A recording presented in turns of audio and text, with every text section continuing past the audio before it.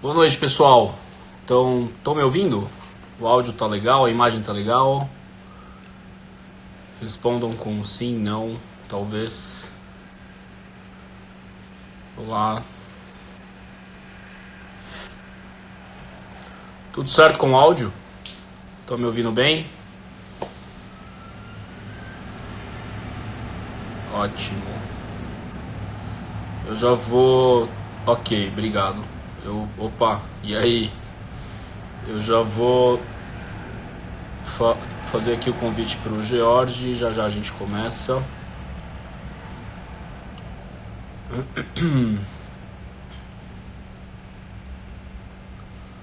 Só um minuto. Espera aí.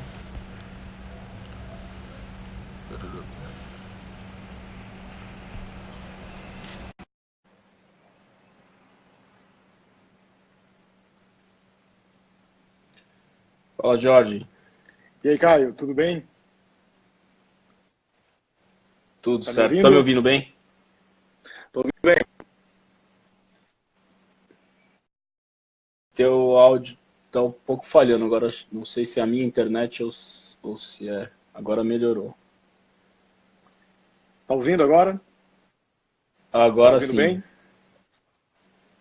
Estão ouvindo bem o Jorge, pessoal? Respondam aí sim ou não. E aquele mesmo esquema, quem Tá todo mundo responder ouvindo? ganha uma caixa de melatonina.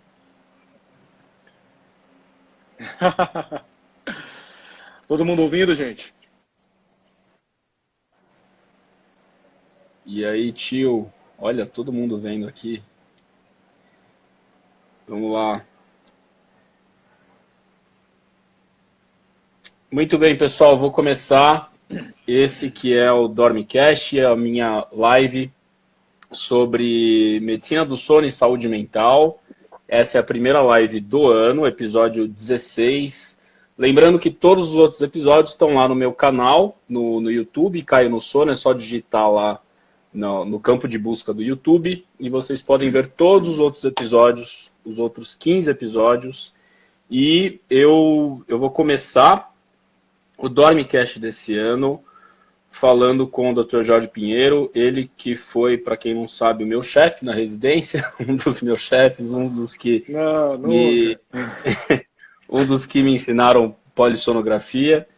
E o Jorge, ele é médico otorrinolaringologista com área de atuação em medicina do sono, tem o título de especialista em medicina do sono pela Associação Médica Brasileira e está finalizando o seu doutorado lá no Instituto do Coração, aqui da Universidade de São Paulo, no Hospital das Clínicas, aqui em São Paulo. Jorge, qual que é o tema mesmo do seu doutorado? Caio, eu tô fazendo um método diagnóstico para apneia do sono, que seja mais barato, mais simplificado, né? E que use uma tecnologia que está ao alcance de todos, que é o celular, o smartphone. Muito bem. Inclusive, vamos falar um pouquinho sobre isso hoje. E, pessoal, eu chamei o Jorge aqui para falar sobre um assunto muito importante, não só para médicos, mas para todos os profissionais que atuam em medicina do sono, que são os desafios na prática clínica da medicina do sono. Muitas vezes não dá para a gente responder todas as dúvidas aqui ao vivo. Então, por favor, mandem direct para mim ou para o Jorge, que na medida do possível a gente vai respondendo ao longo da semana, ao longo desses dias. Aí a gente está aberto a discussões. E eu queria começar perguntando para o Jorge o seguinte, né? Lembrando que a medicina do sono ela é uma especialidade multidisciplinar, né? Não só médico pode atuar em medicina do sono, mas qualquer outro profissional de saúde. E eu queria perguntar para você o seguinte: quais são, no seu ponto de vista, as principais dificuldades, né, que você encontra na medicina do sono, na sua prática clínica, ao lidar com essa quantidade enorme de profissionais que também atuam em medicina do sono? Quais são essas dificuldades e também quais são os benefícios, né, de lidar com tantos profissionais com uma equipe tão grande? Caio, em primeiro lugar, quero agradecer o convite, dizer que, para mim, eu fico bem honrado de participar desse canal seu que tem ajudado, né, trazendo muita informação, então é um prazer. E quando a gente fala de medicina do sono, eu acho que a parte mais encantadora é essa interdisciplinaridade e essa multidisciplinaridade. Então, isso encanta e o que chama mais atenção.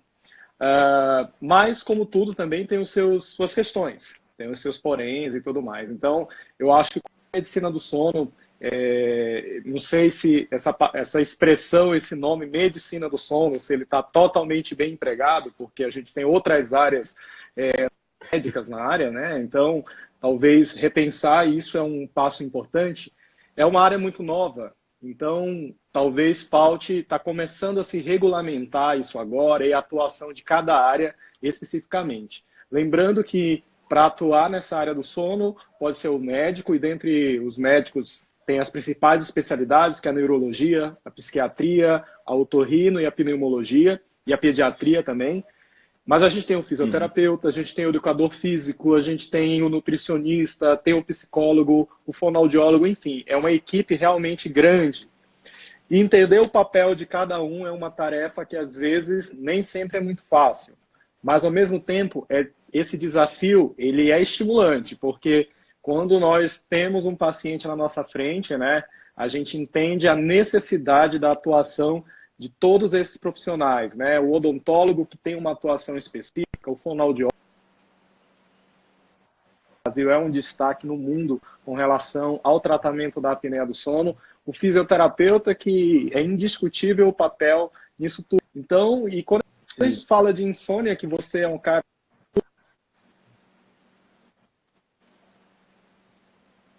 conhecer o papel e os limites de cada um, isso é uma tarefa não só para o sono, mas como também para todas as outras áreas. Eu acho que esse é o principal desafio. Até o presente momento, acredito que a gente tem lidado de uma forma confortável com isso tudo. Particularmente, eu tenho uma boa relação com todas as outras áreas. Eu acredito que você, pela formação que a gente tem, que é a mesma formação, tem esse mesmo perfil. E entender que, quando todo mundo junto, atuando de uma forma ampla dentro da sua área, a gente só tem a colaborar para os nossos pacientes. Ótimo. E você, durante a sua prática clínica aqui em São Paulo, até eu sei que você atende aí também em outras localidades do Brasil, você conta com essa equipe multi também nesses locais que você atende? Sim, eu gosto de estar cercado da equipe multidisciplinar, né? Seja também para discutir casos, que eu acho que a visão geral de todo mundo ajuda muito. O fisioterapeuta, todos os meus pacientes que precisam fazer adaptação de CPAP, eles são encaminhados para o fisioterapeuta, 100% dos pacientes.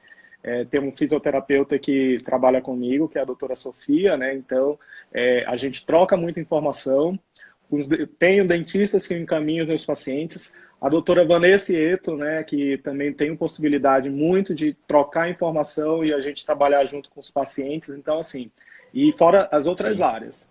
Então, isso para mim não é só uma falácia, não é só um bate-papo aqui. Isso realmente é uma realidade.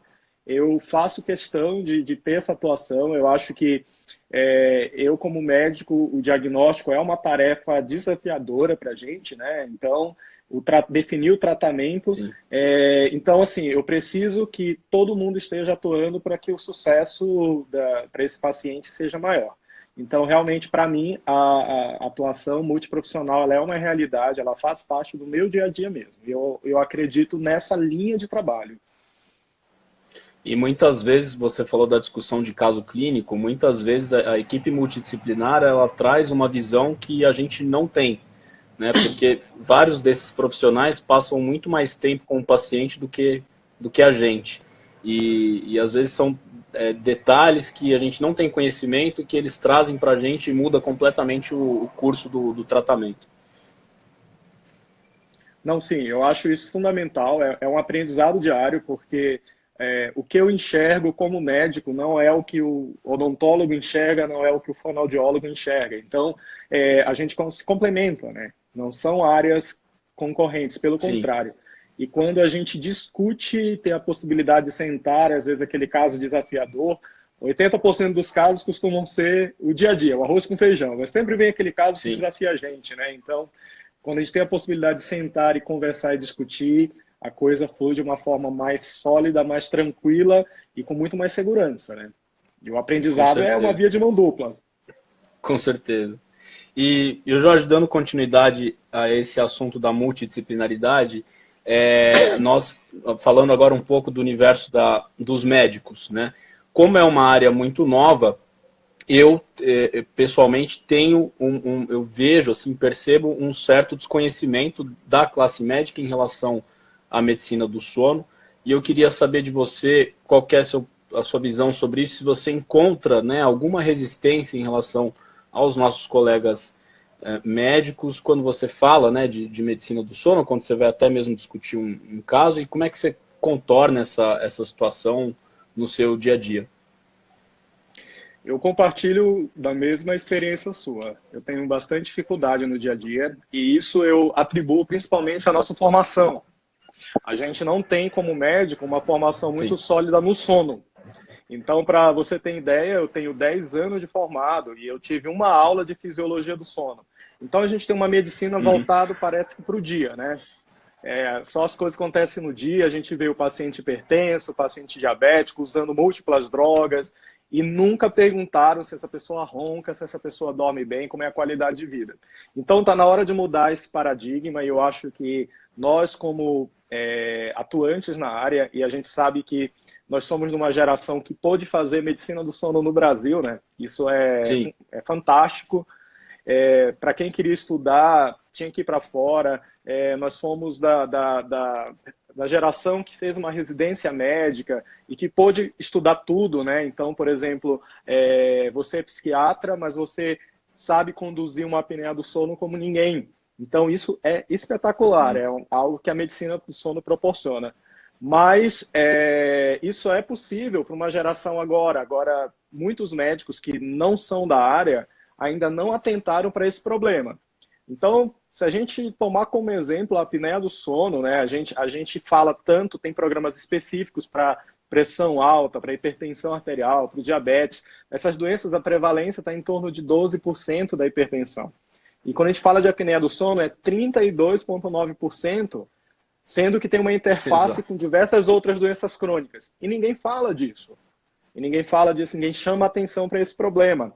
E graças a Deus que as redes sociais elas têm permitido essa possibilidade de a gente sair um pouco da sala de aula, da gente sair dos laboratórios de pesquisa e levar essas informações. Então, hoje, as pessoas estão começando a compreender que roncar não é normal, que passar a noite em claro não é normal, que estar sempre cansado não é normal. E isso, graças a Deus, até essa cobrança tem vindo hoje para os médicos. Então, muitos médicos estão chegando lá, os pacientes vêm para eles e dizem assim, doutor, será que eu não tenho apneia? Será que eu não tenho esse problema? E essa pressão ela é positiva, que faz a gente refletir, repensar, né?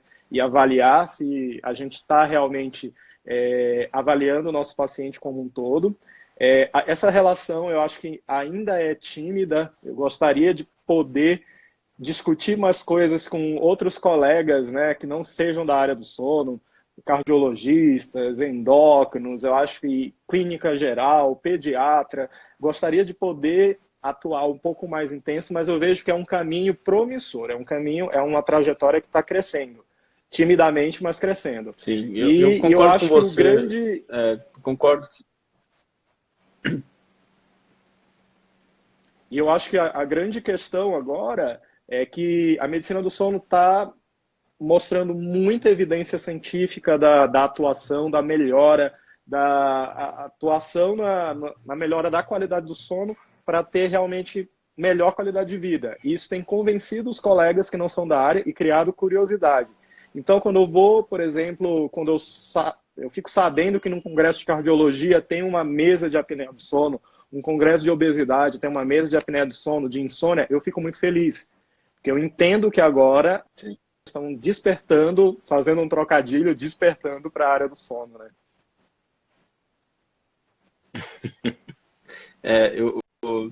Você falou de congresso, né? O Congresso Brasileiro de Psiquiatria, até pouco tempo atrás, tinha ano que não tinha absolutamente nada de medicina do sono e de uns 4, 5 anos para cá, a coisa começou a ficar mais robusta e isso é bastante gratificante, né?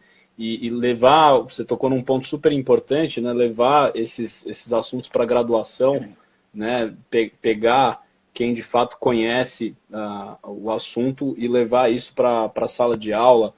Eu não sei em que momento isso se encaixaria muito bem, se é no primeiro, segundo, terceiro, quarto, quinto, sexto ano, mas isso tem que ser ampliado de uma certa forma também na graduação, né? Como você sabe, como você citou também, a maioria dos nossos chefes foram estudar isso lá fora, né? E acho que a gente tem que pegar essa riqueza de aprendizado, tanto deles quanto da nossa, e inserir mais isso dentro da faculdade, né?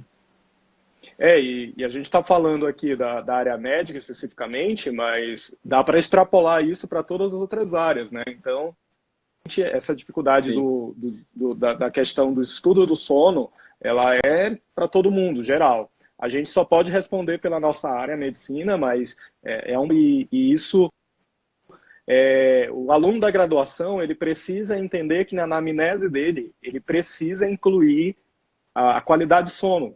Não precisam ser muitas perguntas, mas ele precisa perguntar o básico, se você dorme bem, se você ronca. Isso tem que fazer parte da anamnese de qualquer profissional da área da saúde.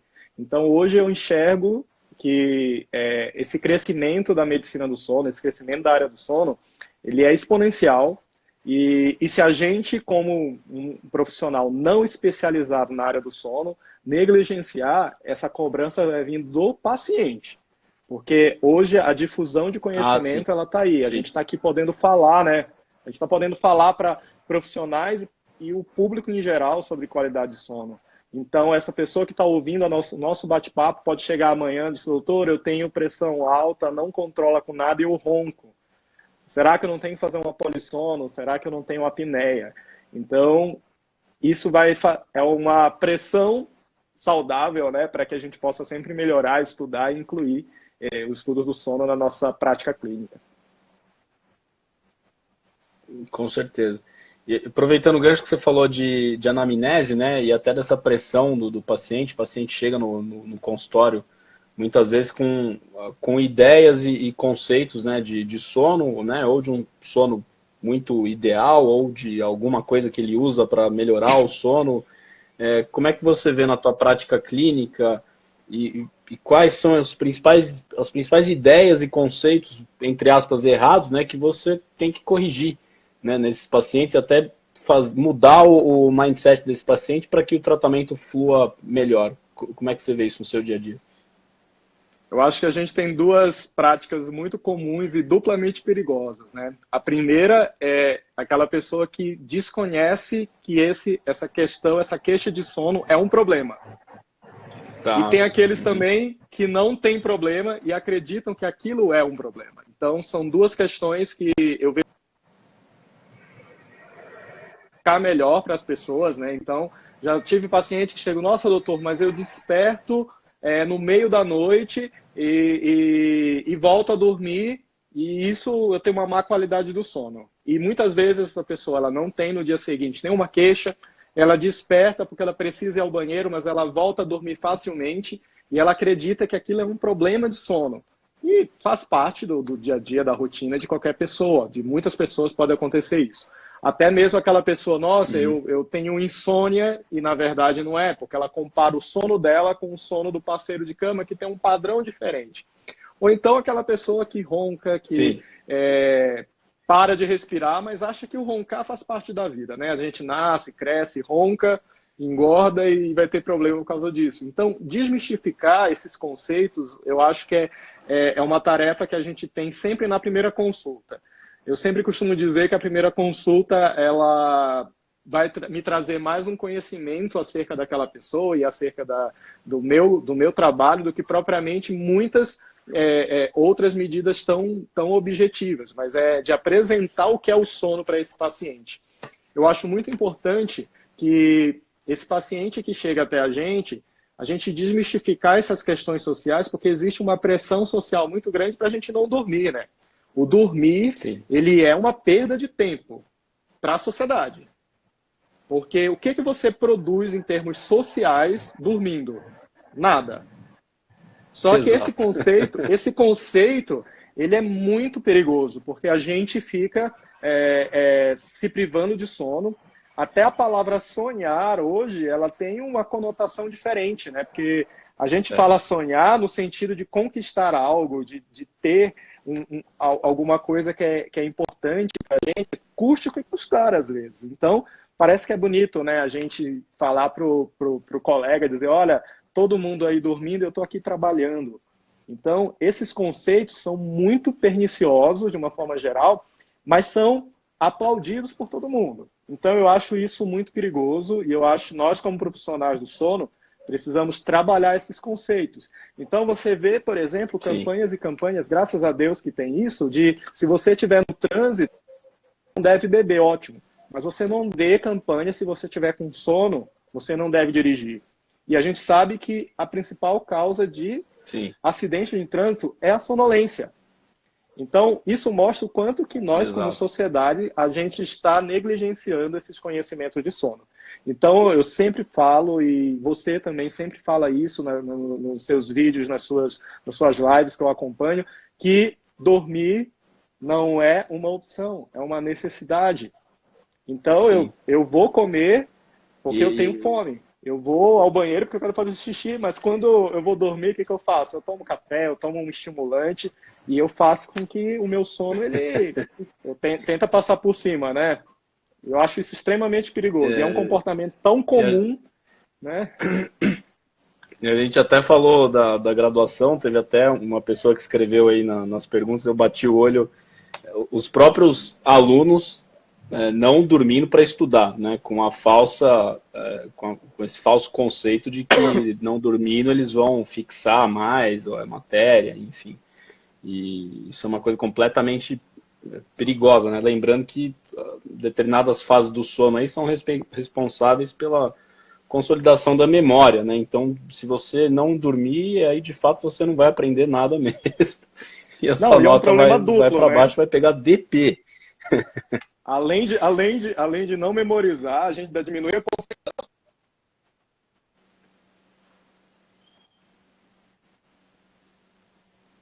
Minha memória e com a concentração mais baixa. Então, é um problema duplo. E o plantão de estudos, quem nunca fez, que atira a primeira pedra, né? Eu fiz vários, assim, plantões de estudo, deixava para estudar em cada hora, e isso, eu não tinha esse conhecimento. Então, se você não estudou até as 10 horas da noite da véspera da sua prova, vá dormir, porque a tragédia pode ser pior se você não dormir. Né? Então, não adianta correr atrás do prejuízo mais nesse momento, né? Com certeza, com certeza. E falta, eu vejo, já atendo alguns estudantes, né? Quando você pergunta assim da rotina, né? Até da faculdade, o que tem de orientação em relação a isso é praticamente nada, né? Então, eles têm que aprender eu estou falando não só de estudante de medicina, viu, gente? Estou falando de todo mundo, né? Começar lá pelo colegial, pelo ensino fundamental. A quantidade de matéria que esse pessoal tem que fixar hoje, eu até brinco às vezes com alguns pacientes. Se eu prestasse o vestibular hoje, eu acho que eu ia, sei lá, fazer uns 6 anos de cursinho, porque é uma coisa absurda, assim, né? A quantidade de conteúdo que esse pessoal tem que memorizar, né? E fixar, e não continuam dormindo, né? Continuam lançando mão aí da automedicação e de fórmulas aí sem nenhuma validação científica que eles acham no YouTube, em outras fontes de conteúdo, né? E, Jorge, vamos... Desculpa, pode complementar, por favor. Não, eu só ia falar que você tocou num ponto importante, que em busca de uma produtividade que seja cada vez maior, né? Então as pessoas estão buscando vários padrões de sono que não são fisiológicos. Então as pessoas estão fazendo aquele sono fragmentado, né? Que cada vez mais pessoas estão dormindo 1 hora, acorda, estuda e depois dorme 1 hora novamente, na busca de uma produtividade, e não há evidência nenhuma que isso traga algum tipo de aumento na performance cognitiva e física também. Pelo contrário, a gente está fazendo um sono antinatural, né? Então, o ideal é que as pessoas dizem, nossa, mas porque Leonardo da Vinci ele tinha o sono polifásico, mas vamos convir que Leonardo da Vinci não era a pessoa mais normal do universo. Eu não sei te dizer se esse sono polifásico que dava toda essa inteligência ou a inteligência excessiva que levava ele a ter um sono polifásico. Então, a gente não pode tirar como exemplo uma só pessoa, né? Então, a gente precisa desmistificar isso.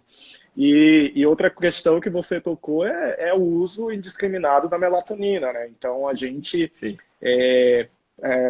você não tem mais o emprego do médico do sono, o Jorge também não, porque a melatonina veio para resolver tudo. Resolve tudo, né? E, na verdade, a gente sabe que não é bem isso. E as pessoas acham que é uma reserva de mercado, como médico, eu fico dizendo, não, você não deve utilizar de forma indiscriminada, mas eu tenho certeza que, assim como eu, você já deve ter recebido muitos pacientes com problemas sérios pelo uso abusivo e indiscriminado da melatonina. Então, fique esse alerta aí. Sim. Bastante pesadelo, pego muito sonolência excessiva residual, diurna, né?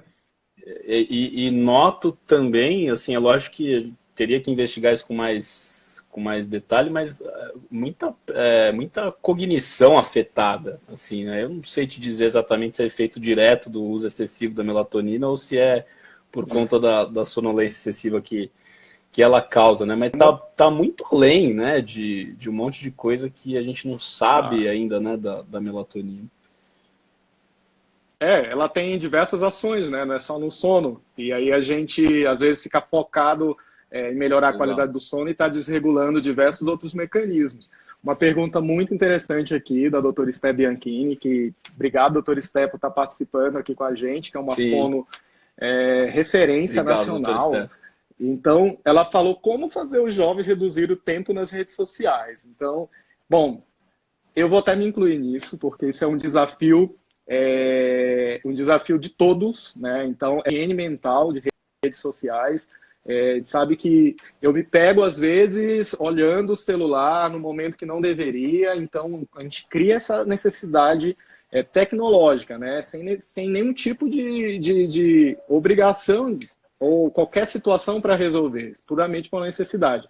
Então, hoje é um desafio muito grande para todo mundo. Agora, com os adolescentes, a gente tem bastante dificuldade, porque os estudos mostram que boa parte dos adolescentes, após o horário do boa noite, desligar as luzes, eles continuam usando os celulares, e é um estímulo duplo, seja pela luminosidade, seja também pelos assuntos que são discutidos ali. Só que, quando soma a isso, o horário de aula, que no Brasil é 7 horas da manhã, nós temos um problema sério de privação do sono nos adolescentes. E é preocupante, porque isso muitas vezes está favorecendo o quadro de depressão. Você pode falar melhor do que eu sobre isso. Pessoas com mau humor, pessoas com dificuldade na performance cognitiva e mental, indo mal em provas, e os adolescentes estão cada vez mais privados de sono. Então, é um problema social, sim, mas eu acho que um dos primeiros pilares é a gente é um problema. Não dormir, essa conta um dia vai ser cobrada, né? E tem cobranças que são a curto e cobranças a longo prazo. Então, a gente sempre orientar a família é um pontapé inicial, mas é um baita desafio. É um desafio porque muitas vezes a família tem o mesmo hábito. Né? Eu brinco muito com os meus pacientes que hoje em dia o celular ele tem o mesmo comportamento do buraco negro, né? Ele tem tanta coisa dentro dele que ele vai sugando tudo que está em volta, né? Você não tem saída, né? Se você chega perto do buraco negro, você vai ser sugado, né? E eu falo às vezes para os pacientes assim, olha, mas eu só vou olhar o WhatsApp. Tudo bem, mas a hora que você só vai olhar o WhatsApp, daqui a pouco você está num universo completamente diferente e a hora que você vai ver o tempo que você gastou desse traslado aí, o WhatsApp, e-mail, Instagram, Facebook, Candy Crush, não sei o que, você tá 3 horas ali no celular. 3 horas, né? Você perdeu um tempo preciosíssimo, né? E a gente tem no Brasil um outro problema muito sério, que muitas vezes o tempo de traslado, né, entre escola e residência, ou trabalho e residência, é muito maior do que a média mundial. E aí, se você colocar a privação de sono, que que eles têm por conta de uso excessivo, né, de rede social e celular, você tem que colocar também na conta esse tempo de traslado que, principalmente aqui em São Paulo, na cidade onde a gente mora, é absurdo. E aí esses pacientes com uma necessidade de sono geralmente entre 10 horas, ali por volta de 10 horas, eles acabam dormindo 6 horas, né? E aí a pessoa não vai render mesmo, né? Então é um desafio enorme, né? Mas acho que é isso mesmo que você falou. Começa com uma boa orientação em quem está em volta desse paciente, quem mora com o paciente, porque muitas vezes tem que mudar o ambiente inteiro, né? O que eu tenho feito, Caio, de forma prática, eu tenho feito alguns acordos familiares, né? Então, quando eu vejo que é algo extremamente prejudicial, então eu tenho feito alguma espécie de acordo, e um grande acordo que eu faço com a família é o seguinte: gente, nós vamos usar todos o modo não perturbe a partir de tal hora. E todos vão acionar o seu celular. Por quê? Exato. Eu não vou receber notificação de mensagem, seja o que for, a partir de, sei lá, de 10h30 da noite. Eu utilizo isso, para mim mudou meu padrão de sono, porque não adiantava eu deixar meu celular do lado. Não adianta. Notificação, iluminação, isso me atrapalhava o sono. Então eu tenho feito isso porque gera uma curiosidade e as pessoas ficam tentadas a utilizar as redes sociais. Muitas pessoas não querem desligar o celular porque utilizam para vários outros fins. Então utilizar o modo não perturbe, que está disponível em todos os celulares, é uma opção para controlar um pouco e nos ajudar a ter um controle, já que a gente não consegue se controlar, que o celular possa nos dar esse suporte, né? Exatamente. E, Jorge, voltando um pouquinho mais à nossa prática aí, até dos físios, dos fonos, dos psicólogos, todas as pessoas dentistas, né, que atuam em medicina do sono, a gente tem, muitas vezes o paciente chega no consultório e fala assim, olha, eu não durmo direito, eu quero fazer o exame, né, o tal do exame do sono, e aí a grande maioria das pessoas tem esse conhecimento de que a única coisa que existe em medicina do sono é a polissonografia, aquela polissonografia clássica, né, que a pessoa vai para o laboratório, coloca um monte de fio na cabeça, já tem esse preconceito de que não vai dormir de jeito nenhum, né, é um exame que, infelizmente, pelo menos aqui no país, a grande parte dos convênios, né, se você pensar na população geral, não cobre, né, ou se cobre em locais que estão muito lotados. O SUS, a gente tem um problema de agenda, a gente vê isso nas instituições que a gente trabalha, mas existe uma série de outros exames, a gente tem a actigrafia, a gente tem um outro actígrafo que mede fadiga, que tá vindo agora também, enfim, tem outras montagens de polissonografia que a gente pode montar, tem teste de latência múltipla de sono, enfim, tem uma série de coisas, mas essas coisas ainda são muito caras, pouca gente faz, poucos centros fazem, geralmente a pessoa tem que ir ou para o Rio de Janeiro ou aqui para São Paulo. Como é que você, assim, como profissional, como é que a gente pode aumentar esse acesso e diminuir esse custo de exame diagnóstico em medicina do sono? Esse é um problema mundial, Caio. Assim, apesar que no Brasil, uma coisa que nosso chefe da residência, o Dr. Geraldo, falou no último Congresso Brasileiro, ele disse assim, o Brasil é um país muito rico. Tão rico que ele só faz polissono completa para todo mundo. Enquanto todos os outros países fazem métodos mais simples, o Brasil ele insiste em fazer um método mais completo, mais caro e mais inacessível. Então, assim, a gente ouve essa palavra polissonografia, a gente já imediatamente é sugestionado a dizer que é o exame mais completo e o exame que vai nos dar todas as respostas. De todos os exames do sono, realmente, ele é o exame que tem o maior grau de monitorização, avalia o maior número de variáveis, mas ele não é capaz de nos dar todas as respostas que nós precisamos. Então, muitas vezes os pacientes chegam, nossa, eu tenho insônia, eu tenho dificuldade, eu quero fazer uma polissonografia. Lembrando o seguinte, que uma boa história clínica, alguns questionários e outras avaliações, no caso de insônia na primeira consulta, ela vai te dar informações importantíssimas, então, muitos maiores até do que uma polissonografia. E como a gente tem uma alta prevalência hoje de distúrbios respiratórios, principalmente a apneia do sono, né? Então a gente teve aquele estudo clássico que foi lançado no Lancet, fazendo aí a estimativa de 1 bilhão de pessoas no mundo. E o Brasil aí chegando entre os 3 mais com a apneia do sono, então, com uma população estimada perto de 50 milhões, então é muita gente, muita gente. E como que a gente vai fazer o diagnóstico de todo mundo? Hoje, no Brasil, isso é humanamente impossível. Humanamente impossível com o método diagnóstico padrão ouro, que é o método mais completo, que é a polissonografia no laboratório.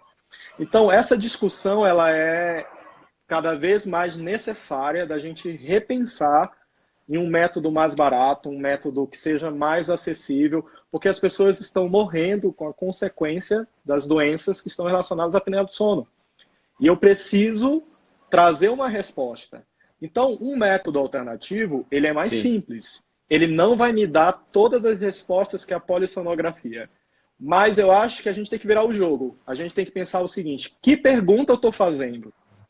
Se o meu paciente ele chega no meu consultório com história de ronco, dificuldade parando de respirar, aquela pausa respiratória presenciada, será mesmo que eu preciso de um eletroencéfalo nesse paciente? O que eu estou buscando com tudo isso? Né? Então, eu acho que essa pergunta ela tem que permear a nossa decisão pelo método diagnóstico. E aí, a gente se permitir um método mais simples, um método mais prático. E isso tem surgido diversos outros métodos. Então, classicamente, a gente tem alguns métodos já bem estabelecidos no mercado, né? Então, a gente tem a polissonografia tipo 3, que avalia as variáveis cardiorrespiratórias e que já é amplamente utilizado, já foi validado, e que a gente tem boa resposta para esses pacientes. Ele não tem avaliação do estagiamento do sono, mas avalia muito bem os eventos suspeitos de uma apneia moderada acentuada, eles se encaixam muito bem nesse perfil de exame. E que eu não tenho outro transtorno associado. Agora, a gente, puxando um pouquinho para o que eu estou estudando atualmente, a gente tem vários métodos que no mundo inteiro se busca essa possibilidade. A gente está falando muito hoje da oximetria, né? A oximetria é uma opção diagnóstica. Ela não foi inventada, gente. A oximetria ela já é conhecida no mundo inteiro. Se você for em países como a Inglaterra, por exemplo, 90% dos exames são a oximetria para avaliação da apneia do sono. Então, uma empresa realizou, construiu um método diferenciado aqui no Brasil utilizando a oximetria. E a minha função como pesquisador foi fazer a validação desse método lá no INCOL, Laboratório do Sono, que é a minha tese de doutorado, sob orientação do Dr. Geraldo Lorenzi Filho. E nós tivemos, para os pacientes com suspeita de apneia do sono, uma ótima correlação com relação à polissonografia. Lembrando que o método diagnóstico, ele tem valor quando você sabe indicar bem o método. Então, se eu não sei o que o método faz e eu não estou muito seguro com o quadro clínico do meu paciente, é melhor você lançar mão do método tradicional. E às vezes, como eu estou um pouco muito ligado a essa questão da validação da oximetria, algumas pessoas me perguntam, nossa, mas houve muita diferença de um paciente para o outro. Isso vai existir, porque nós estamos comparando métodos diferentes. Agora, a pergunta é, o índice de dessaturação da polissonografia, ele foi similar ao índice de dessaturação da oximetria, que a exemplo do Biologics? Essa é a pergunta que eu devo fazer. Porque tem pessoas, a gente sabe, a gente que trabalha laudando exame de polissonografia, a gente sabe que tem diversos critérios diagnósticos além da queda da saturação para se marcar um evento respiratório. Então a gente tem que pensar nisso. Agora, o que a gente não pode negar é essa questão social. É um problema social de acesso, de dificuldade. A gente sabe muito bem que o exame de polissonografia na rede pública geralmente está vinculado aos hospitais escola, que são poucos no Brasil, e que tem pessoas esperando 3, 4, até 5 anos no exame. Isso não pode acontecer, porque nós temos pessoas aí hipertensas, com arritmia, com insuficiência cardíaca, diabetes, doenças metabólicas sérias, e que elas estão sob risco por a gente não abranger um método diagnóstico que seja acessível. Então, eu acho que essa questão ela é o que permeia hoje e motiva diversas pesquisas no mundo todo.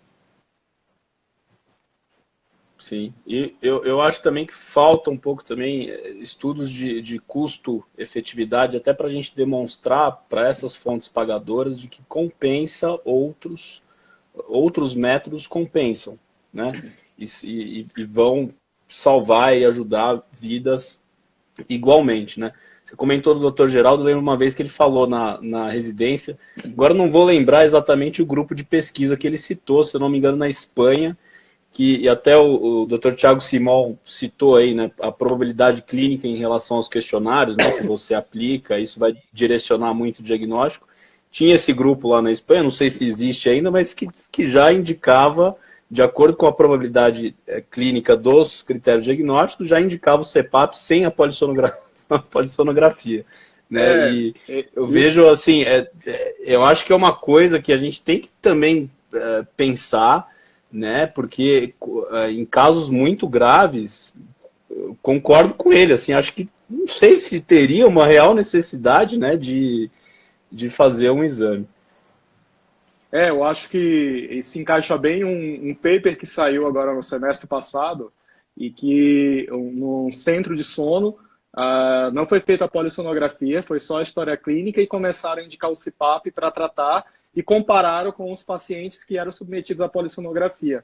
E o desfecho foi igual, não teve diferença nenhuma. Então, assim, mostrando que talvez a gente esteja com um preciosismo excessivo com relação ao método diagnóstico. Quando eu penso Sim. em método diagnóstico, eu acho que tudo que é novo gera um certo desconforto em todo mundo. Então, Sim. mudar paradigma é difícil para todo mundo. Então, eu acho que quando vem uma coisa nova... E às vezes o paciente vê e vê o oxímetro, né? Eu já presenciei essa reação. Nossa, mas isso aí vai dizer se eu tenho apneia ou não? Pois é um negócio tão pequeno que é tão mais confortável que outros métodos, né? E igualmente eficaz. Jorge, estamos falando muito de pesquisa clínica, né? Medicina do sono é uma área, em relação às outras áreas aí da saúde, é uma área extremamente nova, né? Como especialidade, como área de atuação. Quais são, você que está dentro do meio acadêmico, quais são as perspectivas futuras, né, em relação à pesquisa clínica em medicina do sono? E o que tem sido aí a cereja do bolo, né? O que está mais evoluindo em medicina do sono em termos de pesquisa? Eu acho que a grandes linhas de pesquisa, falando inicialmente do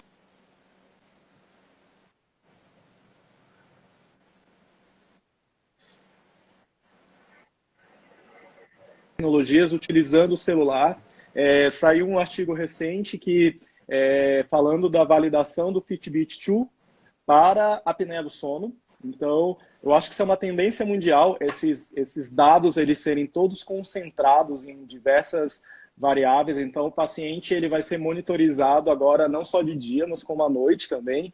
E esses dados, isso me preocupa um pouco, porque numa semana você abre um paper e está falando que o Fitbit 2 foi validado agora também para screening de apneia do sono. 2 semanas depois você recebe assim, o Google compra o Fitbit 2. Diz assim, nossa, e agora? Esses dados, o que eu vou... Eu estou sendo monitorado, eu estou num grande Big Brother e sendo monitorado 24 horas por dia.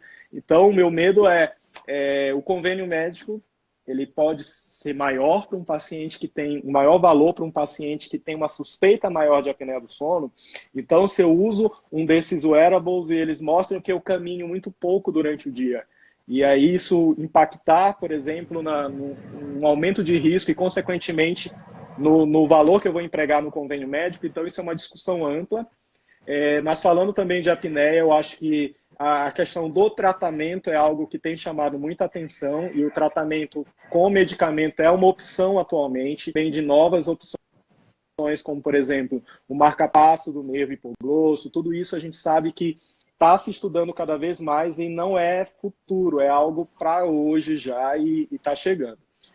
Coisas novas que eu estive no congresso lá em Vancouver e principalmente falando de pacientes com doenças neurodegenerativas, pacientes com distúrbio do sono, novas drogas para insônia. Então, a gente tem estudado algumas outras drogas com mais segurança e com potencial uso a longo prazo, sem trazer grandes dificuldades, né? Então, é importante que o mundo está atento para isso, porque hoje se sabe que não dormir bem, né?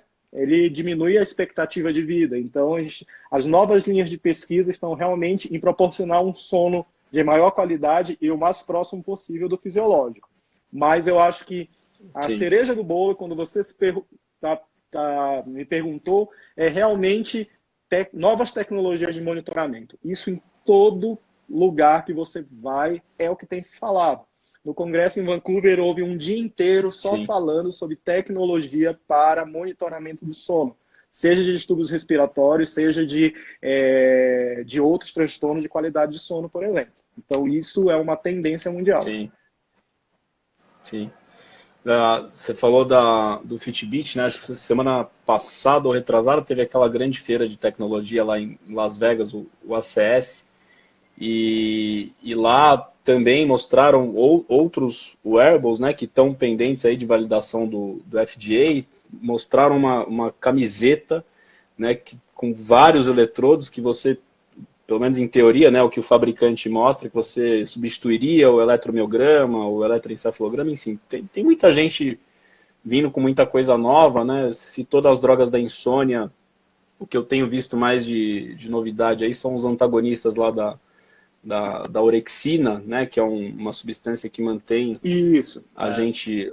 que mantém a gente alerta, né, infelizmente ainda não foi aprovado no Brasil, mas isso é uma coisa que vai vir aí, acho que nos próximos 2, 3 anos, né? Agora, a gente precisa de mais tempo, né, de estudos que analisam essas medicações por mais tempo, até para ver quais são os crônicos de tudo isso, mas eu acho que a gente está caminhando num túnel que tem uma luz bem forte aí, e acho que tudo vai ficar mais iluminado, né? A gente falou bastante de wearables, de sleep trackers, é uma coisa que você estuda bastante, você dá palestra aí no Brasil inteiro sobre isso.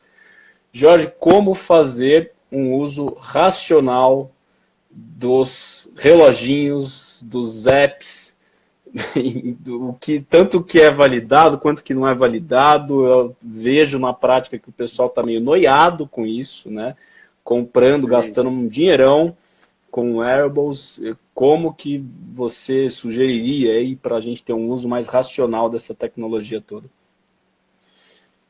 É a gente saber quem são esses dispositivos, né? Porque a maior parte deles eu sou apresentado pelos meus pacientes.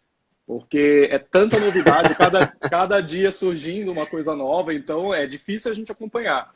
Mas assim, de uma forma geral, o sono ele virou a menina dos olhos e um comércio enorme envolvido nisso. Então tem diversos aplicativos com muitas promessas, né? Mas eu acho um ponto importante que a gente precisa deixar claro, que a imensa maioria desses dispositivos, desses aplicativos, eles são categorizados como entretenimento nas lojas, nas plataformas. Sim. Então, o FDA, ele enxerga isso como algo que não demanda de uma validação científica, porque ele é puramente para entretenimento. Então, com isso, abre uma possibilidade de diversos dispositivos desses não terem nada do que eles prometem. Então, isso gera no paciente um mal-estar, porque muitas vezes eu posso estar sugestionando um quadro que não tem nada a ver com o que ele tem. Então, assim, eu sou favorável à tecnologia, não sou contrário de forma nenhuma, mas eu acho que tem essa tecnologia de uso racional e consciente. Então, em primeiro lugar, esse dispositivo, ele tem algum tipo de validação? Bom, 90% deles não vai ter, mas eu preciso interpretar aqueles dados de acordo sob uma ótica clínica. Então, não dá para eu dizer que ela tem ou não um certo distúrbio do sono a partir de um aplicativo de celular, se não houve uma validação científica. Eu acho chamar atenção é importante porque hoje isso tem gerado um grau de ansiedade em muitas pessoas, que as pessoas estão se automonitorando 24 horas por dia e qualquer alteração é um motivo para causar desconforto, abrir um quadro de ansiedade, alguma coisa assim, em função de algo que era para ser benéfico. Então, a gente precisa entender que não é a tecnologia em si que pode nos causar o problema, mas como nós estamos lidando com ela. Então, esse é um desafio para os dias atuais. Eu acho que não podemos negar o uso, faz parte, e quem nega o uso, ele está fora dessa linha de atuação com muita gente, mas nós precisamos entender que essas tecnologias, elas são mais uma sugestão de qualidade de sono, elas não têm validação científica. E isso é importante porque as pessoas estão questionando, às vezes, até condutas médicas, outros exames que são validados, porque diariamente estão sendo monitoradas por esses equipamentos que não têm nenhum tipo de registro, seja no FDA, seja na Anvisa. Então, para você ter uma ideia, no ano de 2014, um dos aplicativos mais baixados do mundo foi um aplicativo de sono, estava entre os 5 mais baixados. Então, o que isso quer dizer, né? As pessoas, elas têm problemas para dormir, e isso a indústria já atentou para esse problema. Então, que infelizmente um profissional com formação específica, ele não está disponível em diversas outras cidades. Então as pessoas precisam monitorar de alguma forma. Quando algum paciente meu chega até mim trazendo uma monitorização dessa, eu não desprezo, eu ouço o que ele tem a dizer, eu avalio os dados e eu tento encaixar sob a ótica clínica dele. Isso é o que vai direcionar. O que esse paciente está sentindo, como que ele está se manifestando. Mas é importante a gente ficar atento e, para o público em geral, entender que esses dispositivos, eles não estão capacitados para diagnóstico de distúrbios médicos. Eles são apenas podem acompanhar, eles podem te dizer informações que vão complementar a conduta do seu médico. Então, isso é muito importante. Teve um estudo recente falando sobre como o público lida com essas tecnologias. E, graças a Deus, de uma forma positiva, 40% dos usuários, eles entendem que precisam de uma avaliação médica, apesar dos dados dos dispositivos. Só 8% deles que não foram ao médico avaliar. Então, a gente entende, graças a Deus, até o presente momento, que isso, não sei se essa questão vai mudar no futuro, mas a gente sabe que as pessoas ainda estão entendendo que não dá para se autodiagnosticar e se autotratar só com esses dispositivos. Eu vejo que isso trouxe uma certa aproximação, né, do paciente com o próprio sono, né, apesar de muitas vezes ser de uma forma obsessiva, mas os pacientes começaram a voltar a olhar mais um pouquinho para o próprio sono, mas precisa de orientação e precisa de validação, né?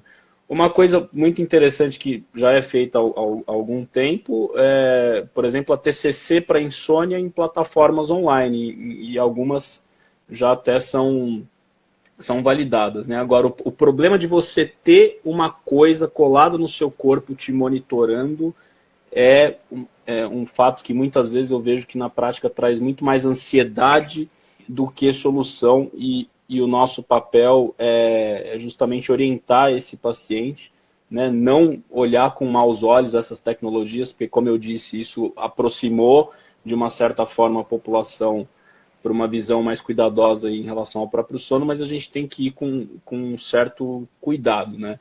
E isso é uma coisa que cresce exponencialmente, cada ano você vê um aplicativo diferente, um aparelho diferente, e eu acho também que as instituições regulatórias, no Brasil aqui, Anvisa e FDA, elas têm olhar com mais cuidado sobre esse assunto. Isso que você falou, eu achei fundamental, porque realmente abre para curiosidade se eu tenho alguma questão de sono, né? O que a gente não pode só levar em consideração que essa avaliação é suficiente. Mas uma dica importante é você ver, esse aplicativo ele foi construído por quem? Porque tem muitos aplicativos construídos por universidades do mundo inteiro, universidades importantes. Sim. Não tem uma validação científica, mas são aplicativos que levam em consideração uma seriedade. Como, Sim. Por exemplo, tem um aplicativo que foi construído pela Universidade de Cleveland, que ele faz uma espécie de orientação sobre higiene do sono diária. Então, ele consegue observar se você não está dormindo no horário e ele te manda mensagens. Olha, se você está dormindo tarde, você precisa dormir em determinado horário, você está se expondo muito à luz. Então, são questões que ajudam muito no dia a dia. Aquela informação que muitas vezes não está acessível a todo mundo. Então, acho que essa dica de você, lá na hora de você baixar, antes de usar o aplicativo, se informar quem foi que construiu, se tem alguma universidade próxima, isso eu acho que já nos dá uma tranquilidade maior, mesmo que não tenha uma validação, ou às vezes está em validação o dispositivo. Então, eu acho que chamar atenção para o sono sempre é válido, né? Então, os aplicativos, eles têm feito isso. Com certeza. Jorge, estamos estourando aqui no tempo. Eu queria te agradecer mais uma vez por ter disponibilizado o seu tempo, por ter aceitado esse convite. Foi uma honra você ser meu primeiro entrevistado do ano. Com certeza a gente produziu aqui bastante conteúdo de utilidade de saúde pública, né, para todo esse pessoal que está nos assistindo. Lembrando que esse episódio também vai ficar lá no meu canal do YouTube. Sigam o Dr. Jorge Pinheiro, @Dr. Jorge Pinheiro no Instagram. Lá tem os contatos dele. E, Jorge, boa sorte na finalização do seu doutorado. Como é um assunto que me interessa bastante, eu gostaria de saber, quando você tiver, a data da sua defesa, que, se eu puder, eu vou fazer questão de assistir. E muito obrigado mais uma vez. Caio, eu que tenho que agradecer, parabenizar pelo seu trabalho, né? Eu acho que profissionais sérios como você são muito bem-vindos na rede social, e se pessoas como você não falam, os profissionais antiéticos vão dominar. Então, ter uma pessoa como você falando é fantástico, ainda mais um trabalho que tem atingido as pessoas, que também não adianta só falar, tem que saber falar e atingir, isso você faz com excelência. Então, continua com esse trabalho, é um prazer estar disponível sempre para que for possível. Eu espero contar com você também num evento para a gente conversar sobre sono, sobre depressão e outras coisas. Já deixo o convite já aberto aqui. E assim, quando tiver a data da defesa, não se preocupe que você vai receber o convite. Vai ser uma honra ter você lá assistindo, que vai ser literalmente uma defesa. Eu vou ter que defender isso com unhas e dentes e vai ser um desafio. Então, obrigado mais uma vez, e o público também que prestigiou, que esteve com a gente junto aqui. Obrigado, pessoal. Jorge, boa noite, pessoal. Boa noite. Recomendo, já são 10h30, mesmo boa você noite que a todos. Dorme mais tarde. É bom já desligar as luzes, se afastar um pouquinho do celular, com certeza vocês vão dormir melhor. Abraço, Jorge. Abraço, pessoal. Boa noite. Até mais, gente. Um abraço. Boa noite.